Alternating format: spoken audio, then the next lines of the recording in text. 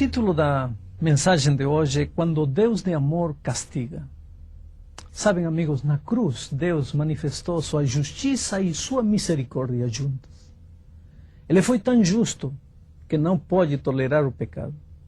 Cristo, que era sem pecado, tomou os nossos pecados e assim recebeu o castigo que seria nosso. E desta maneira expressou o seu amor. Quando Deus deu seu Filho unigênito para que todo aquele que nele crê não pereça, mas tenha vida eterna, estava expressando a maravilhosa grandeza de seu amor. Na cruz de Cristo, a misericórdia e a verdade se encontraram. A justiça e a paz se beijaram, diz Salmo 85:10. Alguns se perguntam, se Deus é bom, por que vai castigar e destruir? Isso não combina com Deus. Mas a Bíblia esclarece, o Senhor é longânimo para convosco, não querendo que nenhum pereça, sino que todos cheguem ao arrependimento. Eu repreendo, disse, e disciplino a quantos amo. Sê, pois, zeloso e arrepende-te. O Apocalipse nos fala da estranha obra do castigo através das 7 últimas pragas que cairão a este mundo. Desde que entrou o pecado, somos, como diz São Paulo, um espetáculo ao mundo, aos anjos e aos homens. E a cruz de Cristo é a forma como Deus lidou com o drama do pecado. É lá que Ele reivindicará o caráter de Deus diante do universo. O universo verá que aqueles que se rebelaram contra Deus e sofreram as pragas, blasfemaram o Deus do céu por causa das angústias que sofriam e não se arrependeram de suas obras. É por isso que merecem finalmente o castigo. O castigo. Ficará claro diante do universo que Deus é justo e que seus juízos são verdadeiros. Apocalipse 16 descreve 7 anjos com taças contendo as 7 últimas pragas. A primeira praga cairá sobre a terra e produzirá uma úlcera maligna e pestilente sobre os homens que tiveram a marca da besta e que adorarem a sua imagem. O segundo anjo derramará sua taça sobre o mar e este se converterá em sangue como de morto e morrerá todo ser vivo que houver no mar. Quando o terceiro anjo derramar sua taça sobre os rios e sobre as fontes das águas, estes se converterão em sangue. Nesse momento, segundo escutou João, o anjo das águas dirá: Tu és justo, tu és e que eras o santo, pois julgaste estas coisas. Porquanto derramaram sangue dos santos e de profetas, também sangue lhes tens dado a beber. São dignos disso. O quarto anjo derramará sua taça sobre o sol, que terá poder para queimar os homens com fogo.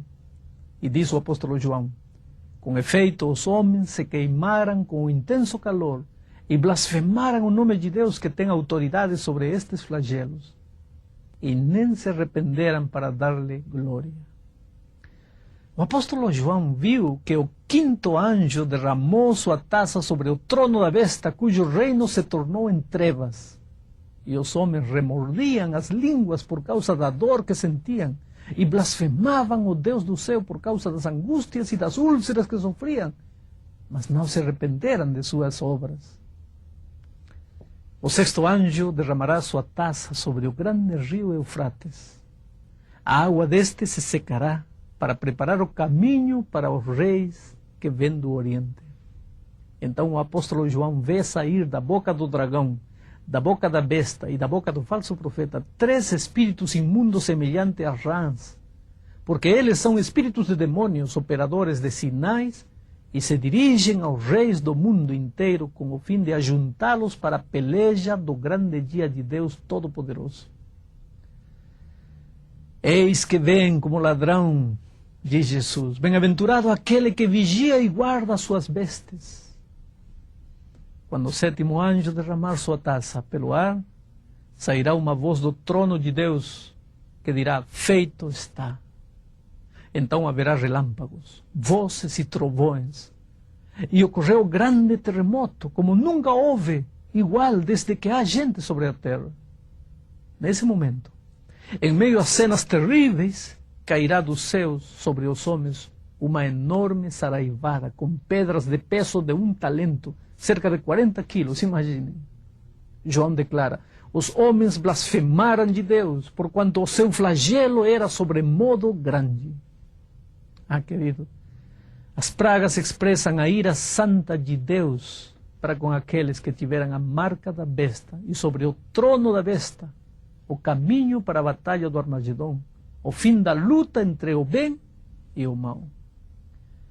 O apóstolo João diz: vi como que um mar de vidro mesclado de fogo, e os vencedores da besta, da sua imagem, ou do número de seu nome, que se achavam em pé no mar de vidro, tendo harpas de Deus, e um cântico do Cordeiro, dizendo: grandes e admiráveis são as tuas obras, Senhor Deus Todo-Poderoso. Justos e verdadeiros são os teus caminhos, ó Rei das Nações. Ah, queridos, Deus é justo, e Ele protegerá os que aceitam o dom de sua graça, e eles não serão castigados com as últimas 7 pragas. Em Apocalipse 15, lemos que quando os 7 anjos receberem as 7 taças de ouro cheias da ira de Deus, o templo onde Jesus intercede durante o juízo se encherá de fumaça, precedente da glória de Deus, e por seu poder. E ninguém podia penetrar no santuário, enquanto não se cumprissem os 7 flagelos dos 7 anjos. Isso nos sugere que terá passado o tempo de graça, terá acabado o período de preparação. Já não haverá entrada ou acesso ao trono da graça. A Bíblia menciona que 1000 anos depois da vinda de Jesus, os ímpios serão lançados no lago do fogo, mostrando sua importância no plano de salvação para abolir o pecado e preparar um lugar para seus filhos fiéis. Diz Apocalipse 21:8 que os rebeldes terão sua parte no lago que arde com fogo e enxofre. A segunda morte, essa segunda morte, conforme Malaquias, consistirá no extermínio definitivo, pois não lhes deixará nem raiz nem ramo.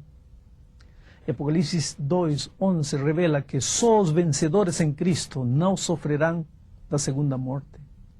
A diferença entre a primeira e a segunda é que da segunda morte não há ressurreição. É uma morte eterna. Por isso o Apocalipse diz: desceu, porém, fogo do céu e os consumiu. A morte e o inferno foram lançados dentro do lago do fogo. Esta é a segunda morte, o lago de fogo que menciona Apocalipse. Um fogo que não se apaga. É um fogo que arde enquanto resta o que queimar. Agora, quando tudo que podia ser queimado se consumiu, então o fogo acabará. Isso é o que diz Malaquias 4, onde se revela que os ímpios arderão até não restar nem raiz nem ramo, e que serão reduzidos a cinzas. João revela: então ouvi grande voz vinda do trono, dizendo: eis o tabernáculo de Deus com os homens. Deus habitará com eles. Eles serão um povo de Deus, e Deus mesmo estará com eles, e lhes enxugará dos olhos toda lágrima, e a morte já não mais existirá. Já não haverá luto, nem pranto, nem dor, porque as primeiras coisas passarão. E aquele que está sentado no trono disse: eis que faço novas todas as coisas.